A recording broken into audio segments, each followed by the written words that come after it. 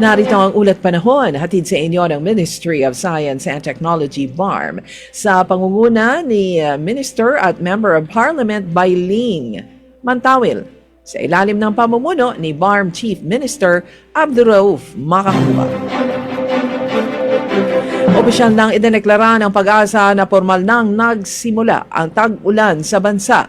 Ayon sa State Weather Bureau, batay ito sa kanilang obserbasyon ng paulit-ulit na pag-ulan sa nakalipas na 5 araw na kaugnay ng Southwest Monsoon o habagat.